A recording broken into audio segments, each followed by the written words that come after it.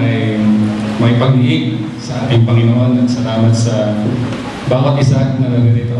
At purihin ng Diyos, kayo po ay nandito ngayon na para ng bawat isa sa atin sapagkat wala na pong pinakamainam pang desisyon na pwede natin gawin ay ang mga fellowship natin ang ating Panginoon. Kaya purihin po ang Panginoon, ganoon din po sa ating mga kapatid sa ibang bansa. Kayo po ay makinig lamang, nandito lang kami. Purihin ang Panginoon sa mga bagay na ginagawa niya sa iglesia nito. Tayo po ay minamaximize natin yung technology, pamabot din sila ng salita ng Diyos. Sabi po dito sa ating introduction, the quality of your life will determine by the quality of the decisions you make. No? Kung ano ka ngayon,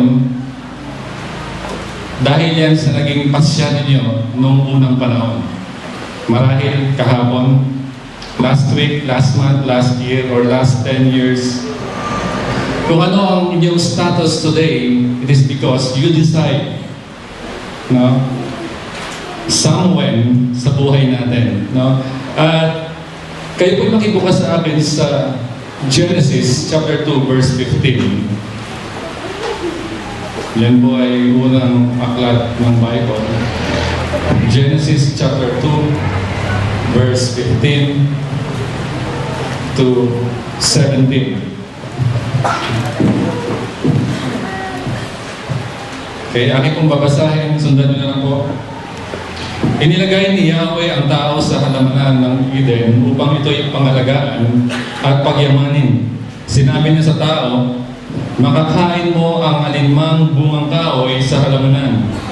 Verse 17, maliban sa bunga ng punong kahoy na nagbibigay ng kaalaman tungkol sa mabuti at masama, huwag na huwag mong kakainin ang bungang yon. Mamamatay ka kapag kumain ka niyon. Dagdag nawa kasiyahan, pagbasahan sa salita ng Diyos. Tayo po'y manalangin. Salamat, Ama, sa kabutihan ninyo na dulot ng inyong anak na si Jesus. Salamat po sa pagkilos ng iyong Espiritong Banal. Sa umagang ito, Panginoon, kayo po ang aming sentro, kayo po ang focal point ng pagsambang ito. Lord, patawad sa mga bagay na nagiging hadlang sa aming paglapit sa inyo.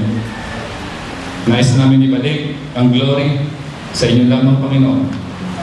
Mangusap kayo sa pamamagitan ng iyong Santong Espiritu. Ito po kami sa madalangin sa pangalan ni Jesus. Amen. Base sa binasa nating text, mga kapatid, napag-isip-isip ko, hypothetical question.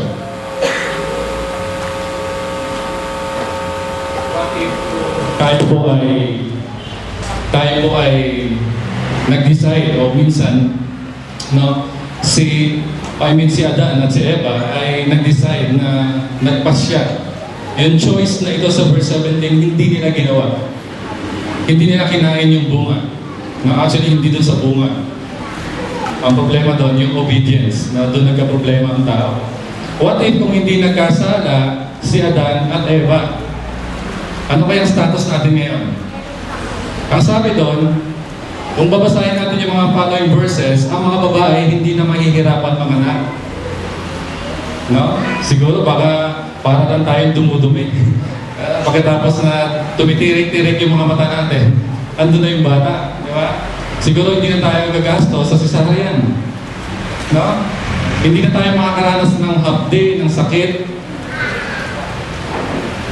Marami po hindi nagkasala, hindi pinili ni Adan at ni Eva na kumain ng bungang ito. Probably, ang sabi doon, ang mga lalaki hindi na pagpapawisan sa pagtatanim. Wala nang mga damo, wala nang mga tinik, kundi puro palay. Imagine niyo yung paligid natin, puro palay. At kusa na lamang itong tumutubo. Sa madaling sabi, yung mga tatay hindi na kailangan magtrabaho. What if, kung hindi nagkasala, hindi pinili ni Adan at Eva na kumain, sana ngayon, hindi na kailangan ng damit. Kasi hindi pa natin alam ang mali. Hindi pa natin alam anumang mali siya. Dahil hindi tayo nahihiya na hubot-hubad ang dalawa. Pero dahil doon sa pagkakasala at sa maling pagpili, ang choice na ginawa ni Adan at Eva, nang problema tuloy tayo sa ating susuotin. Di ba ba? At madalas, minsan, nalilate pa tayo dahil lamang sa kakapili kung ano ang ating susuotin. At isa sa mga stress na nagdudulot sa ating pangangatawan kung bakit ganyan ang ating itsura, kasi minsan, nai-stress tayo sa kakapili lamang kung ano ang ating susuotin. Di ba ba? Nakita niyo po yung epekto, question lamang, no? What if kung hindi pinili ng mag-asawang ito, wala na siguro mamamatay na mahal natin sa buhay. Wala na siguro debate between Arminius and Calvinists. Wala na siguro mga issue about Luther and Erasmus. Wala na siguro Calvin at Semi-Pelagians. Ito yung mga theological battle na kung ang tao talaga ay once saved, always saved. Hindi na ito pinag-uusapan. Hindi na nahati ang Christianity.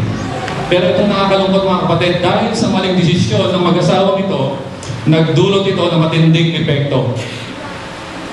Nagdulot ito ng matinding consequences na hanggang sa ngayon nilirip natin ang mga bagay na ito. Higit sa lahat, napahiwalay tayo sa ating Panginoon. At yan po yung kasalanan. Dahil lamang sa pagpapasya ng isang tao, kaya nga sabi sa Romans chapter 5, verse 12, ang kasalanan ay pumasok sa sanlibutan sa pamamagitan ng isang tao.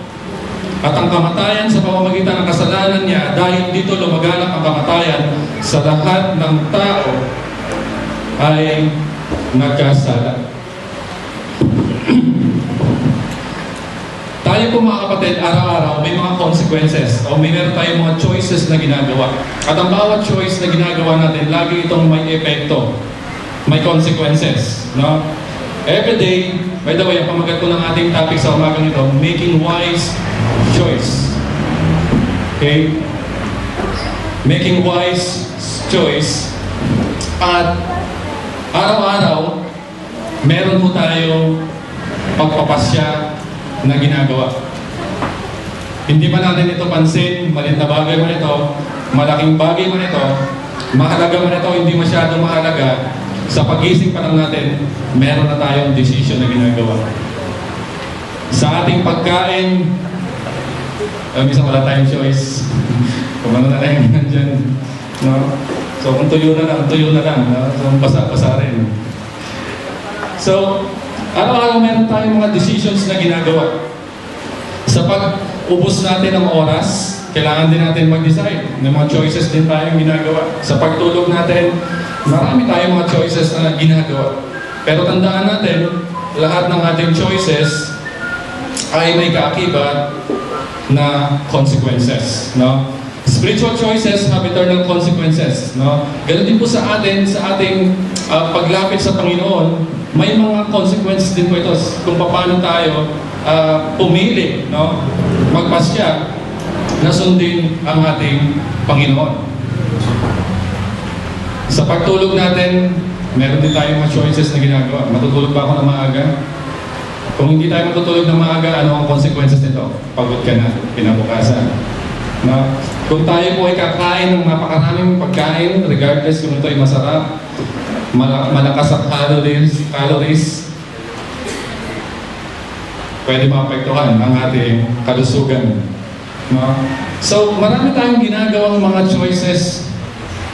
Marami tayong mga pagpipili o pagpapasya na ginagawa natin araw-araw. No, hindi lang natin ito minsan namamalayan. Minsan naman hindi masyadong significant. Minsan naman minor lamang ito. Pero last Sunday, diniscuss nga sa atin na although minor, pero ito'y cumulative. Nakasubukan yung patikim-tikim na ngayon ng lechon. Araw-araw naman. Di ba? So, cumulative yan. Magkukulat ka na lang ay marami tayong nararamdaman, no, sa ating pangangatawan. So, may mga choices tayong ginagawa at sabi nga natin, may mga minor. Pero meron naman tayong tinatawag na major choices sa buhay natin. At ito po ay pwedeng baguhin ang ating pagkatao o ang ating buhay. Example na lamang sa mga youth, sa pakikipag-date. Saan tayo nag-date? Sino ang ka-date natin? No? Generally speaking, minsan yung yung pag-date, no? Saan sila pupunta? Doon sa 3D. Promo pala yun. 3 days and 2 nights. No? Sa biglang liko. At generally, nangyayari po yan. Di ba? Sa pakipag-date natin, well, pwede ko baguhin ang ating buhay kasi dyan nagsisimula yan. Sa pagpili at pagpasya natin, sino ang makakatalik natin? Di ba? Kung sino yon at kung paano, premarital man yan, inside, outside marriage, may consequences yan mga kapatid. Sa ating pag-aasawa, major decision yan. Malaking pagpapasya po yan. Sa ating pag-aaral, napakalaki ng oras o ng time na binibigay natin dyan para lamang natin magawa ang bagay na pinapagawa sa atin. It is a choice, a decision na kailangan natin gawin. But spiritual choices, meron ding eternal consequences. No? Yung tanggapin natin si Kristo at i-reject natin si Kristo, yan po ay spiritual choices. At pag sinabi natin spiritual choices, ito po'y kasama yung ating emotion, intellectual, at yung mga fears na nakapalibot sa atin. Pero nakakalungkot, tayo ang humahawak ng kapangyarihan sa pagpili. At minsan, nawawala na yung kapangyarihan ng Diyos na binibigay sa atin at bilang guide sa atin. Basahin ko po ang Isaiah chapter 1 verse 19 to 20. Kung kayo'y susunod at tatalima, pasasaganain ko ang ang inyong lupain. Ngunit kung magpapatuloy kayo sa inyong pagsuway ay tiyak na kayo'y mamamatay. Ito ang sabi ni Yahweh. Napansin niyo po yung text, merong dalawang contrast. Kung kayo'y susunod sa Diyos at hindi susunod sa Diyos, nakita niyo po yung consequences. Una, sabi sa 19, kung kayo'y susunod sa Diyos, blessings. Kung kayo naman hindi susunod sa Diyos, curse. Sabi pa sa Psalms 9:8, ang pamamahala niya sa daigdig, pawang naaayon sa makatarungan niyang pagpapasya bilang isang hukom. Ano ibig sabihin? Isang araw, yung choice na ginawa natin, i-judge ng Diyos base sa ating mga ginagawa. Ang sabi pa sa Ezekiel 24:14, akong si Yahweh ang may sabi nito at ito'y tiyak na gagawin ko. Hindi ko ito iuurong, wala akong paliligtasin. Hindi ko kayo panghihinayangan, parurusakan ko kayo ayon sa inyong masasamang gawa. Ibig sabihin, yung choice na ginawa natin isang araw, kung yan man ay masama, lalo na kapag ito hindi maganda sa harapan ng Panginoon, hindi niya palalagpasin anumang masamang desisyon na ginawa natin isang araw. 1 Corinthians 4:5, kaya huwag kayong humatol ng wala sa panahon. Maghintay kayo sa pagdating ng Panginoon. Ilalantad niya ang mga bagay na ngayon natatago sa kadiliman at ipahayag ang mga lihim na hangarin ng bawat isa. Sa panahong iyon, bawat isa ay tatanggap ng mapuring na uukod sa Kanya mula sa Diyos. Makapansin nyo, meron pa rin pagpipili, pagpapasya, at ang bawat pagpapasya may kaakibat na kalalabasan o consequences. Ito pang sabi sa Luke chapter 12 verse 2-3, walang natatago na di malalantad at walang nalilihim na di mabubunyag. Ano mang sabihin ninyo sa dilim ay maririnig sa liwanag at ano mang ibubulong ninyo sa mga silid ay ipagsisigawan. Sa madaling sabi, walang nakakaligtas sa Diyos. Ano mang salita, ano mang desisyon na binitawan natin minsan, yan po ay i-reward o i-judge ng Panginoon balang araw. Sa madaling sabi, lahat ng desisyon natin, mag-ingat tayo. Kasi isang araw, yung tinanim nating desisyon na yan, pagpapasya, may consequences po yan. No? Again, sabi nga natin, choices have consequences. Lahat ng ating pagpapasya ay may kaakibat na consequences or kalalabasan nito. No? At ang bawat choice na ginagawa natin, isipin natin, ito po'y mahalaga. Dahil mahalaga ito mga kapatid, kailangan natin ng mga bagay na ito. Unang, pag-isipan natin, manalangin tayo. kailangan natin ang salita ng Diyos. Ang problema, minsan, yung pinaka-importante, yun yung pinakahuli nating ginagawa. Ang inuuna natin muna ay yung ating sarili. Kaya meron tayo kung paano yung quality ng ating desisyon na ginagawa ay nakadepende kung paano tayo mag-decide. Paano ba kayo mag-decide, mga kapatid? Tingnan natin kung nandito tayo. The choices have consequences. Ito yung sabi natin kanina. Then, una, kung kayo po yung attend last Wednesday, napakaganda po ng message. The fear of influence. No? Sa atin dyan, mga kapatid, tayo bilang mga tao, hindi tayo pwedeng normal sa island. Lahat tayo may mga kaibigan. Lahat tayo may mga kasama sa buhay. No? Lahat tayo ay may mga mahal, may mga barkada, meron tayong mga tropa. Di ba? At sa totoo lang, the fear of influence, hindi naman yan masama. No? Pero minsan, masama rin yan. Okay? Una, tingnan niyo po sa Proverbs 15:22. Ang sabi dyan, plans fail for lack of counsel, but with many advisors, they succeed. Sino yung mga advisors? Ito yung mga peers. Ito yung mga taong nakapaligid sa atin. Yung mga taong may experience na. No? Sila yung mga tao na pwedeng makatulong sa atin. Kaya sabi ni Haring Solomon, ang taong maraming peers, lalo na kung ito ay mabuting influensya, ay nagsasucess o nagsasucceed sa buhay. Ang sabi pa, surely you need guidance to wage war, and victory is won through many advisors. Kung gusto niyo makikipagdigma, napakahalaga ng mga advisors. No? Karamihan sa mga successful, sa mga nananako. No? Example na lang, Alexander the Great. Napakaraming advisors niya.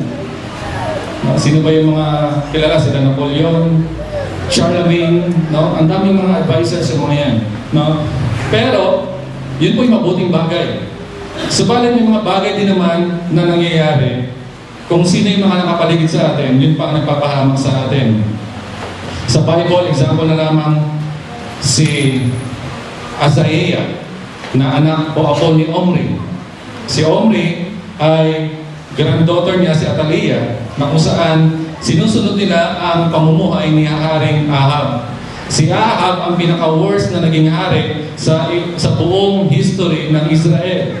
Kasi yung Israel, ginawa niyang pagano. Nagtayo siya ng mga Baal, tinayuan niya yung templo ng mga Diyos-Diyosan, at dahil ito yung kanilang kinagawian, they act wickedly, naging masama sila sa paningin ng Diyos, at kung ano yung nagawa ni Ahab, ito rin ang ginagawa ni Azariah. Dahil meron siya mga advisors. Yung kanyang ninuno, ang kanyang mga magulang, no? Kaya nga minsan, yung mga magulang din ang nagpapahamak sa anak. Ayon sa Biblia. No? Kaya kapag mali ang mga kasama mo, malaki ang probability na gagawa ka rin ng maling desisyon. No? So, ito po yung tawag nating peer pressure. Naranasan niyo ba yan? Napipressure kayo sa mga taong nakapaligid sa inyo? Sa mga taong pinakikisamahan natin? Tingnan niyo po ang inyong pananamit. Bakit ganyan kayo magdamit? Hindi ba dahil influensya yan ng mga kaibigan niyo? Hindi ba influensya yan ng mga taong nakapaligid sa atin? O may sarili ka ng fashion statement talaga? No, pero kadalasan, kung paano tayo manamit, kung paano tayo magsuot, actually kung paano nga tayo minsan gumalaw, magsalita, dahil sa mga taong nakapaligid sa atin. No? Kung ang kasama mo lagi ay manginginom, ewan ko lang kung hindi ka rin manginginom. Kung ang kasama mo lagi ay hit-hit buga, kung ang kasama mo lagi ay nasa showbiz, ABS-CBN, alak, babae, sugal, no? Ang hirap na sasabihin natin, hindi ako ganun. Sino na po rito nakasali ng fraternity? Bakit kayo sumali? Hindi ba dahil nape-pressure lang kayo? Dahil tuwing nag-uusap sila, hindi mo maintindihan yung mga code na ginagawa nila. Dahil ngayon ako curious, ano bang code nito? Gusto ko na rin sumali. Regardless na ito yung masakit o hindi. Naranasan ko, naalala ko mga kupoy, sumali rito out of curiosity. At dahil hindi ako, out of place ako, hindi ako makarelate, na-pressure tuloy ako, sumali ako. No? At pinagsisisihan ko po yan. Kapag ang sakit. No? Hindi lang masakit, wala namang kinahignan. Although maganda yung plataforma academically, pero generally, sabi nga ni Brother Tony, yung mga gangster ng sako, gangster ng banana cue. Regardless kung anong gangster ka, no? Pero titimbangin din natin ano bang influensya na naidudulot nito sa atin. Sa mga may bisyo dati, bago kayo matutong manigarilyo, gusto niyo lang ba talaga yun? O dahil madalas ang kasama niyo may bisyo? Bakit kayo natutong magshapo? Bakit natuto kayong uminom? Dahil madalas sila ang ating kasama. Pero kapag may mabuti kang kasama, mga kaibigan, mga peers, no? Pwede rin po itong makabigay sa atin ng magandang pagpapasya at pagpipili. Kaya sabi sa 1 Corinthians, ito, by the way, choose your companions with care, you may become what they are. Make sense? Maging maingat kayo sa inyong makikisamahan. Dahil malaki ang probability na maging ikaw o kung sino sila. Now, huwag natin dayain ang ating sarili.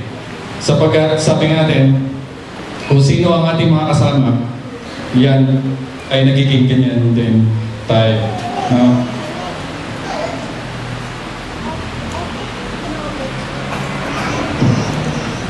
Sabi dyan sa 1 Corinthians 15:33, do not be misled, bad company corrupts good character. Huwag natin dayain ang ating sarili. Hindi natin pwedeng sabihin, nakikisama na naman ako sa kanila. Pero hindi ko ginagawa ang ginagawa nila. Okay lang yung once, pero yung madalas na silang kasama. Ang puntos dito mga kapatid, lahat na naging bad decision natin, madalas dahil napapalibutan tayo ng mga tao na nag-commit din ng maling decision sa buhay. No? Kaya huwag natin dayain ang ating sarili. Nasabi pa sa Galatians 6:7, huwag ninyong lilangin ang inyong sarili. Ang Diyos ay di madadaya ninuman. Kung ano ang iniyasik ng tao, yun din ang kanyang aanihin. No? Kaya mga kapatid, napakahalaga na pag-isipan natin sino ba yung madalas nating kasama, sino yung madalas nating kapartner, sapagat yan po ay malaking bagay para mag-decide tayo sa mga bagay na ating ginagawa. Last Wednesday, sabi ni Brother Tony, do not underestimate the influence of friends.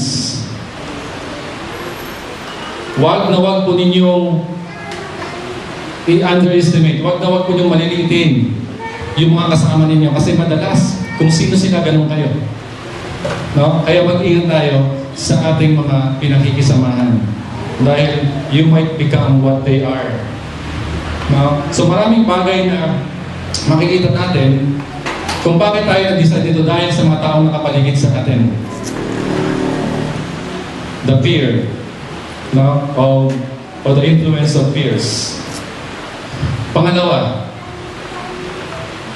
isa sa mga factors sa mga decision na ginagawa natin, malaking bagay ang ating emosyon. No? Emosyon. Okay? Maraming bagay na alam mo hindi makakabuti sa'yo. Maraming mga bagay na alam mo ikasasama mo. Pero, ginagawa mo pa rin. Hello? Marami tayong bagay na alam natin, ikasasama natin. Pero, ginagawa mo pa rin. Example, alam mo kailangan mo mag-exercise. Pero, nag-exercise ka nga sa kusina nga lang mo. Nagpa-bicep ka. Ang lumalaki sa'yo, hindi yung muscle. Yun dyan. No, alam mong tama na dapat kahit pa paano nag-exercise ka pero napapabayaan natin. No? Alam natin na kailangan natin limitahan ang panahon, ang paggugol ng oras sa social media, pero addictive ito. Sino pong napupuyat dito sa kakalaro sa FT? Sino rito yung from time to time may binabantayang laro? Alam mong masama ito sa kalusugan kasi napupuyat ka na.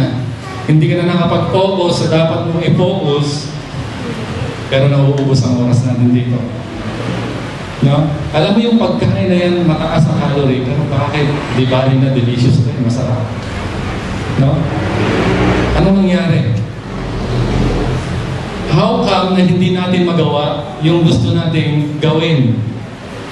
Alam niyo ba, si Pablo problema rin sa chapter 7 ng Romans. Ang sabi niya, gusto kong bumait, summarize ko na lang, pero hindi ko magawa eh. No, gusto kong gawin yung mga bagay na ito, pero bakit ang nananaig iba? No, anong nangyari sa atin?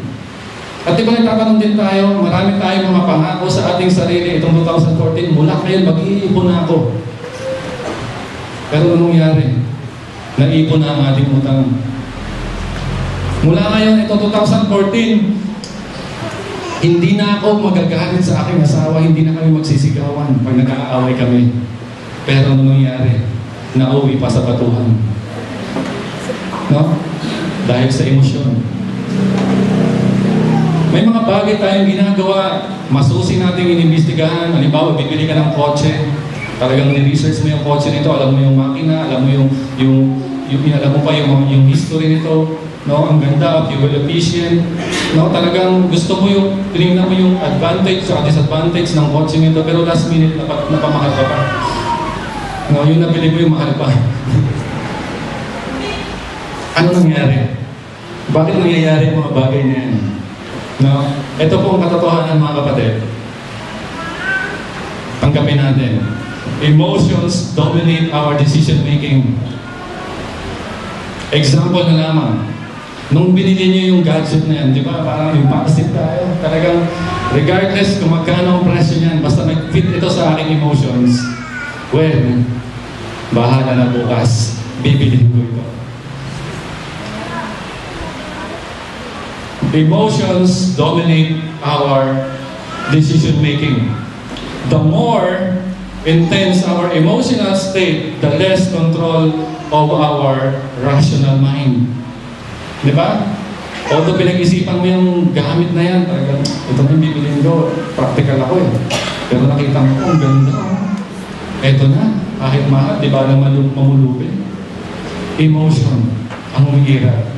Alam niyo po mga kapatid, lalo na kapag ikaw ay pagod, puyat, di ba? Lalo kapag ikaw ay galit, frustrated, gutom, gusto natin kagad quick fix solution.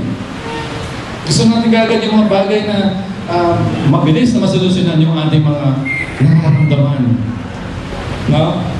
At papalansin ko rin mga kapatid, minsan naman, tama naman yung ating nararamdaman.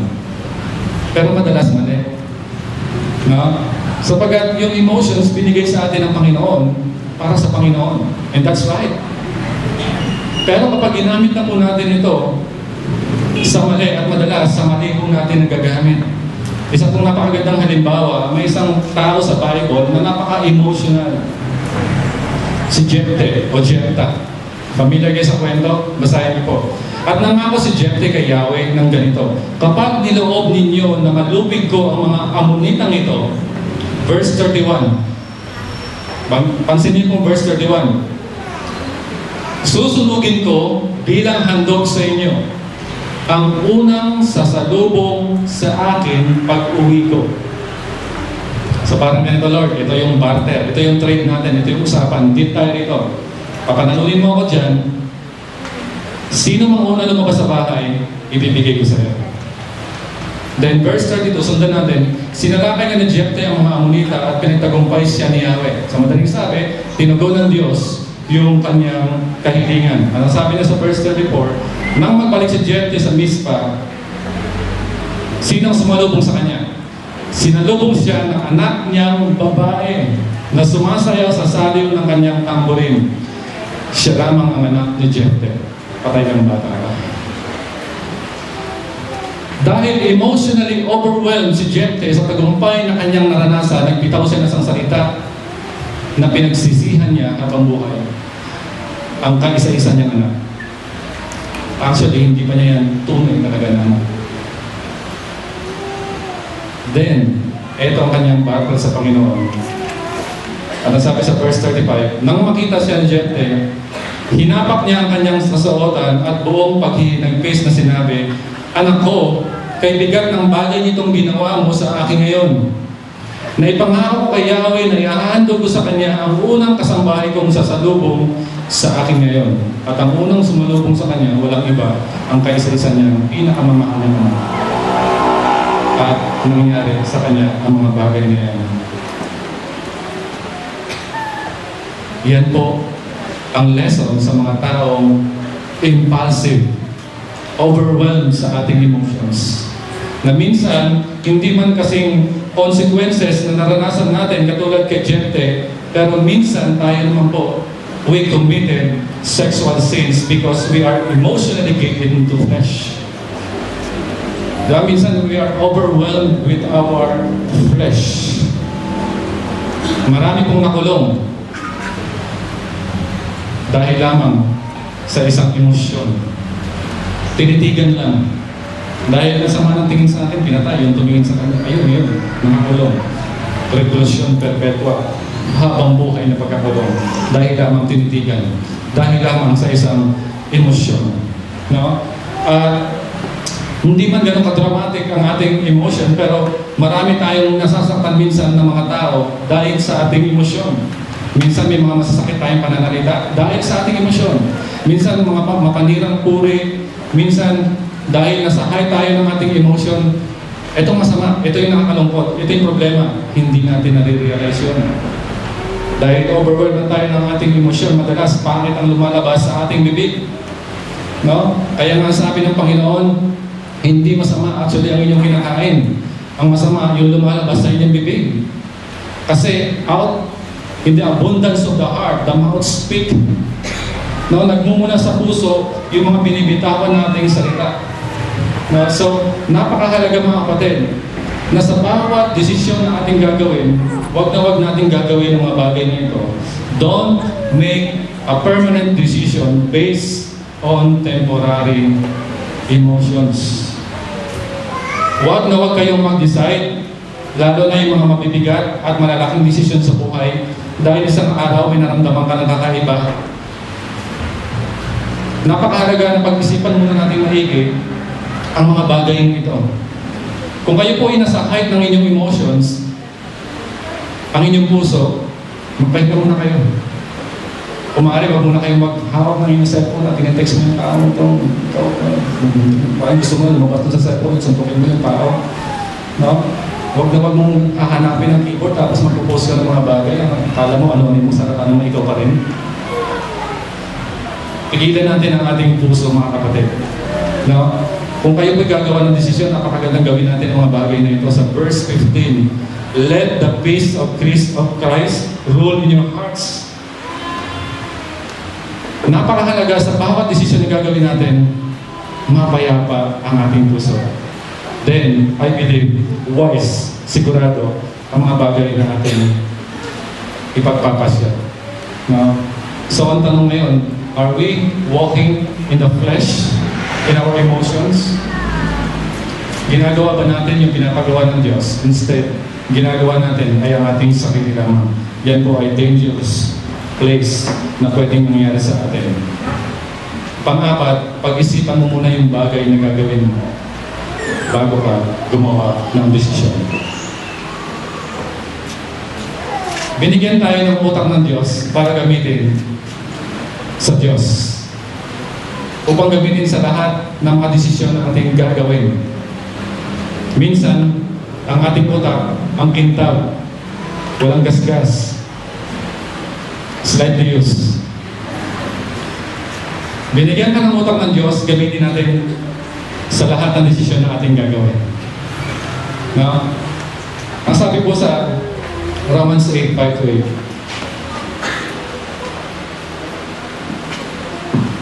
those who live according to the sinful nature have their mindset on what that nature desires. The mind of sinful man is dead. The sinful mind is hostile to God. It does not submit to God's law, nor can it do so.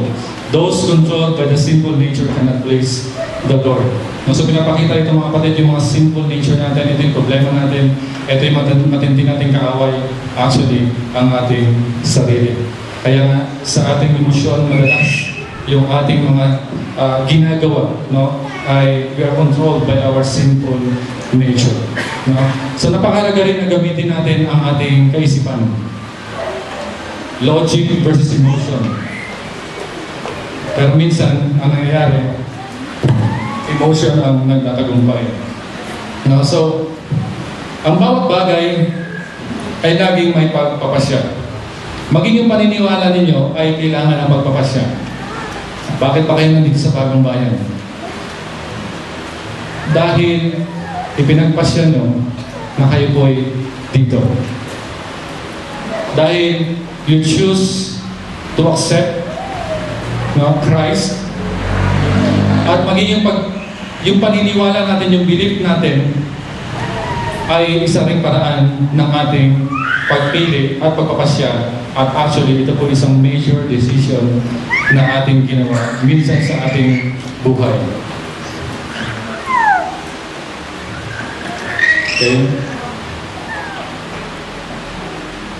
Sabi ko sa Joshua 24:15, pero bago yun, sabi dito, think before you act. Isipin mo muna kung ano ang iyong gagawin. No? Huwag tayo padalos-dalos, huwag tayong impulsive. Ang sabi sa Joshua, by the way, Proverbs 14:8, nalalaman ng matalino ang kanyang ginagawa, ngunit ang mamang inaakay ng mali niya una. No? So napakaganda mga kapatid na pag-isipan muna natin. Madalas yung mga bagay na ginawa natin, medyo hindi natin pinag-isipan. No? Dahil ang naramdaman ko, sige na, oo na ako. Pero dapat, napakahalaga, think before you act. Katulad dito, for although they knew God, ito yung sinasabi nila na wise, for although they knew God, they neither glorified Him as God nor gave thanks to Him, but their thinking became futile, and their foolish hearts were darkened. Although they claimed to be wise, they became fools, no, sa harapan ng Panginoon. Kaya mga kapatid, hindi ibig sabihin, intellectually, ginagamit natin ito, okay na rin. Tama rin. Hindi ibig sabihin na emotionally, ginagamit natin ito, ay okay rin. Pero sa harapan ng Panginoon, emotionally, intellectually, ay pwede ko tayo magkamali sa ating mga desisyon. Bakit ko nasabi mga bagay na yan? Mamaya po, sa ating conclusion, makikita natin mga bagay na yan. Katulad na lamang nitong si Joshua, but if serving the Lord seems undesirable to you, choose. Magpasya ka ngayon mga kapatid. Sino ang inyong paglilingkuran? Para kay Joshua, but as for me and my house, we will serve the Lord. Ito po isang mabigat na desisyon mga kapatid. Kasi ang context niyan, yung iba na ang kanilang mga sinasamba, iba na ang kanilang pinili. Yung mga Diyos-Diyosan. No?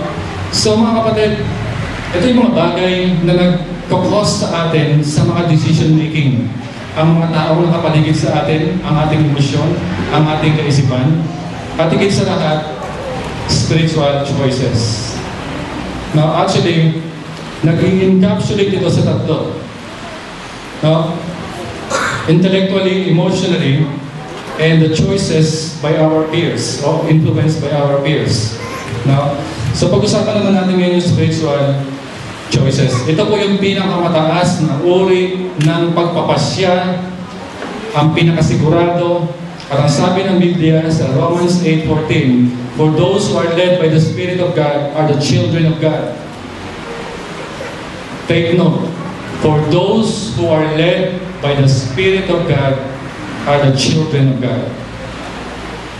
Ano pong ibig sabihin nito? Kung hindi natin pinili ang Panginoon na paglingkuran, well, yan po ay sa finite mind ng tao, pero behind the scene, ito po'y pagkilos sa atin ng Panginoon.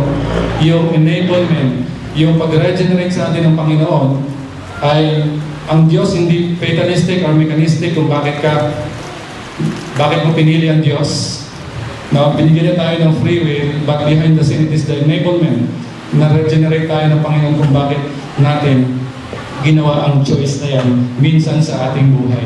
No? For those who are led by the Spirit of God are the children of God. Paano ba tayo magpapasya spiritually? May mga factors yung mga kapatid. Una, hanapin natin yung banal na Spirito. Seek the Holy Spirit. Huwag na huwag natin kalimutan basic ang panalangin. Napakahalaga ng panalangin. Ang salita ng Diyos. Although minsan ang pagbabasa natin, parang comics lamang sa Bible. Iba yung binabasa sa inuunawa. Minsan, ang pagbabasa natin ng Biblia, para lamang comics, natitrivialize lang tayo. Nai-inform lang tayo. Na pagkatapos nating basahin, na-inform ka lang. Pero walang application. Pero napakahalaga na yung mga binabasa natin, yun nga yung binabasa natin, minsan hindi natin na-apply, lalo pa kung hindi tayo nagbabasa. No? Kung ano-ano mga binabasa natin. Horoscope. Sabi ni Poto, gagastos ka mamaya. Sabi sa kanya horoscope. No? Kaya mag-ingat tayo mga kapatid sa mga binabasa natin kasi pwede yung lamunin ang ating kaisipan. Pero, kung ang kalooban ng Diyos ang ating sinusunod, ano ang consequence nito? Mabuti at wise yung decision na ating gagawin. Pero, kung hindi kalooban ng Diyos ang ating sinusunod, at yung ating, we are living in the flesh, sigurado yan, maling decision yan mga kapatid, at meron yan consequences. Binigyan tayo ng Diyos ng responsibilidad na gumawa ng wise decision. No? At hindi niya tayo iniwan na nawindam, na andyan yung salita ng Diyos, na andyan yung kanyang counsel sa atin. Ang sabi dito sa Deuteronomy 13:19-20, "This day I call the heavens and the earth as witnesses against you that I have set before you life and death, blessing and curses. Now choose life." Piliin mo mga kapatid, pagpapala o pagpapalo. Curse. No? Sabihin natin, ito yung pinaka-greatest choice, pagpapasya na pwede natin gawin. Ang maging Diyos natin, ang ating Panginoong Yesus. Sa mga hindi pa mananampalataya, sa mga bisita natin, na sa tingin ninyo hindi pa tinatanggap ang Panginoon, mga kapatid, ito na yung pagkakataon. And I believe, yung gagawin ninyong desisyon na yan ay isang malaking hakbang at sigurado yun, yung hakbang na yan, it is a wise decision. No? Wise decision. Okay? Ang Diyos ay eternal, tayo rin eternal. Nilikha tayo ng Diyos na kawangis ng Panginoon, definitely, tayo rin po ay eternal. Ang problema nga lang, the choices we made will determine kung tayo po ay impyerno o langit. Kung titingnan natin sa perspektive natin bilang tao. Alam niyo po kung bakit maraming tao, maraming Kristiyano hindi nag-enjoy. Hindi nila ma-enjoy yung salvation, hindi nila ma-enjoy yung pagpapagamit sa Panginoon. Hindi nila ma-enjoy kasi maraming bagay o focus tayo na hindi naman dapat natin pagtuunan ng pansin. Naalala niyo yung series natin dati, One Thing, si Martha at si Mary. Si Mary, busy na kakaluto ng barbecue, Mongolian barbecue, busy sa kakaluto ng kaldereta, kakatuhog ng kung ano man tinutuhog niya doon. Mag-iigib pa siya, maghuhugas pa siya ng panga, maraming tumatawag, busy sabi niya, Lord, bakit pinapabayaan niyo lang yung kapatid ko dyan, nakikinig sa inyo? Eh ako, pagod ako rito. Ang sabi ng Panginoon, Martha, Martha, may isang bagay na dapat mong gawin. katulad ng ginagawa ni Mary. The one thing, alam niyo po mga kapatid, sa totoo lang sa pagharap natin sa Panginoon,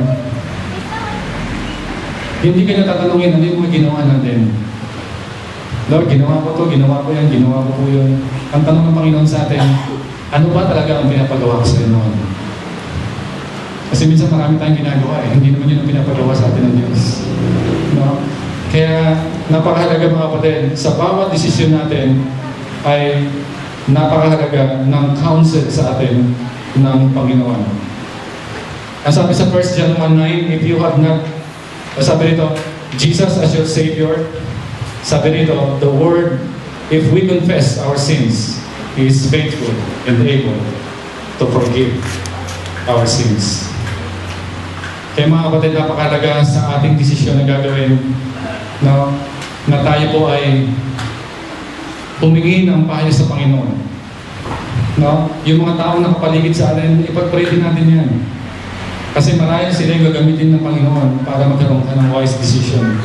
Yung ating emotions, no, yung ating intellectual, ang ating kaisipan. So, meron ako mga guidelines base sa ating pinag-aralan. At ito po yung makakatulong sa atin. Alam niyo po yung aklat ng Kawikaan, ito po ay a small or a short statement, no, based on a long experiences. At makakatulong po ito sa atin. Una mga kapatid, Lordship. Napakahalaga na tingnan muna natin sa ating buhay ang ating Panginoong Hesus. Ang tanong, si Jesus Christ ba ang number one sa ating puso, sa ating kaisipan? Willing ba tayo mag-submit sa will ng ating Panginoon? Nasabi po sa Proverbs 3:7, huwag mong ipangahas ang iyong nalalaman, matakot ka sa Diyos, lumayo ka sa kalikuan. Gusto mo magkaroon ng magandang desisyon, wise decision mga kapatid? Una sa lahat, i-acknowledge natin ng Diyos, matakot ka sa Diyos. And I believe, kung takot tayo sa Diyos, susundin natin ang kanyang mga payo. And if we obey God, lahat ng desisyon na gagawin natin, tumpak. Wise decision. Ang ganda ng sinabi ni Warren Wiersbe, the will of God isn't a curiosity for us to study. It is a command for us to obey. Ibig sabihin, hindi lamang tayo nandito upang malaman lamang natin. Nagiging informative lamang sa salita ng Diyos, kundi dapat sinusunod natin ito, ina-apply sa buhay. No? Pangalawa, napakahalaga ng salita ng Diyos. Sabi ko nga kanina, sa lahat ng desisyon natin, kung bakit mali sa apply, iba ang ating sinanggunihan o iba yung ating nilapitan, hindi yung salita ng Diyos. Sa Biblia, napakaraming principles, utos, imperatives, mga pinagbabawal na pwede natin ma-apply sa lahat ng decision na pwede natin gagawin. Sa pag-aasawa, sa pagtatrabaho, sa negosyo, sa lahat ng mga bagay na sa tingin natin ay ating pagtutuunan ng ating desisyon, mga kapatid. Napakahalaga ng salita ng Diyos. Kaya mapalad tayo kasi hindi tayo na preoccupied ng anong mga kasabihan lamang dyan sa labas na hindi natin alam kanino nang galing. Kundi una sa lahat, bounded tayo ng salita ng Diyos. At dahil dyan, ang mga prinsipyo na ating pinanangaan, yung mga bagay na ating pinagdidesisyonan ay base sa mga bagay na sinasabi ng Biblia. Sabi dyan sa Proverbs 13:13, ang nagwawalang bahala sa payo ay hahantong sa kapahamakan. Ngunit, ang nagpapahalaga sa utos ay gagantimpalaan. Another, it is a choice, mga kapatid. It's up to you kung ano ang bagay na ating gagawin. Kaya napakahalaga yung ng salita ng Diyos. Napakahalaga ng salita ng Diyos. Pangatlo, prayer. Last month, anong desisyon ang ginawa ninyo? Ang tanong, pinag-pray niyo ba? Last year, anong desisyon ang ginawa niyo? Pinag-pray niyo ba? Marami tayong maling desisyon minsan sa buhay natin kasi hindi muna tayo nanalangin. Hindi muna tayo lumapit sa Panginoon. Actually, sa totoo lang, Kahit hindi na kayo magsalita sa Diyos Hindi niyo pa sinasabi sa Diyos ang prayer ninyo, pero yung pagluhod mo pa lang, paglapit mo sa Diyos, nangungusap ka na, Lord. Parang yung pagluhod mo pa lang ay parang sinasabi mo, Panginoon, hindi ko gagawin ang maling desisyon na ito. No? Napakahalaga ng panalangin, mga kapatid, kasi alam mo na lang sa pagpasok natin sa trabaho, saan man tayo pupunta, hindi ba kayo nag-pray? Nananalangin pa ba kayo? Kung bakit minsan sira ang araw natin, kasi isang umaga hindi tayo nag-pray. Pero subukan niyo manalangin sa umaga. Napakaganda ng fresh start natin, mga kapatid. Hindi po yung McDo, hindi yung pray, hindi yung breakfast. Kundi napakaganda, mga kapatid, na magsimula tayo ng breakfast, hindi yung kape. Kung nagkakape ka man o nagtitinapay ka man na may itlog sa gitna, napakasarap sa bayan mo ng prayer. Di ba ba? And I do believe, napakaganda ng mga bagay na pagdidesisyon natin, regardless kung maliit o malaki yan, mahalaga man yan o hindi masyadong mahalaga. Pero one thing for sure, napakaganda na tayo po ay nananalangin sa Panginoon. Pang-apat, sabi dito, ang mabuting pagbabalak ay napapakinabangan, ngunit ang padalos-dalos na paggawa, walang kahihinatnan. Ang mabuting pagbabalak ay napapakinabangan, ngunit ang dalos-dalos na paggawa, walang kahihinatnan. So mga kapatid, matuto tayo sa mga mistakes ng iba, lalo na kay Solomon, naranasan ito Padalos-dalos siya. Alam niya wise siya, kaya decision ka agad. Pero sabi niya, mali pa rin. No? At pang-apat, godly counsel. Sabi sa Proverbs 19:20, listen to the advice and accept instruction, and in the end, you will be wise. No? So napakahalaga, mga kapatid, yung mga taong nakapaligid sa atin. Napakaganda na meron tayong fellowship, corporate worship. Napakahalaga na yung mga taong nakapaligid sa atin ay makakatulong sa atin when it comes to decision making. No? So bilang pagtatapos natin, mga kapatid, napakaganda ng verse na ito. Sa Proverbs 19:21, ang isang tao ay maraming iniisip, katulad natin. Maraming binabalak. Mamaya may binabalak na tayo, di ba? Ngunit ang kalooban din ni Yahweh ang mananaig sa wakas. Ano pong ibig sabihin ng text na ito, mga kapatid? Lahat ng maling desisyon nyo sa buhay, lahat ng wise decision nyo sa buhay, kung ikaw man ay intellectual, emotional, peer pressure man na naging desisyon, mga kapatid, one thing for sure, isang araw, ang sabi dyan, kalooban pa rin ni Yahweh ang mananaig sa wakas. Ano man ang desisyon natin, ibig sabihin, wag na wag nating kaligtaan isang guni lagi sa Panginoon. Ang Biblia, ang panalangin, ang mga taong sa tingin natin makakatulong sa atin sa anumang desisyon natin gagawin. Dahil sa kahuli-hulihan, at the end of the day, ang kalooban pa rin ng Panginoon ang siyang masusunod. Ang problema, ang lahat ng maling desisyon na ginawa natin sa buhay natin, ang lahat ng wise decision na ginawa natin sa buhay natin, may kaakibat na consequences. At hindi natin pwedeng dayain ng Diyos. What we sow is what we reap. Ano mang itinanim, ay siyang aanihin. It is your choice to be rewarded or to reap the curse na nakaabang sa atin. Ang Diyos ay judge and just judge. Alam niya at parurusahan niya ang parurusahan, i-reward niya ang i-reward. It is your choice. Na andyan na ang Biblia, kailangan na natin hakbangan ng may pananampalataya. Ang Diyos ay sovereign God, therefore, isang tunin natin sa sovereign Lord ang mga bagay na ating pagdidesisyonan. And I do believe we make a wise decision. Magandang umaga po sa ating lahat.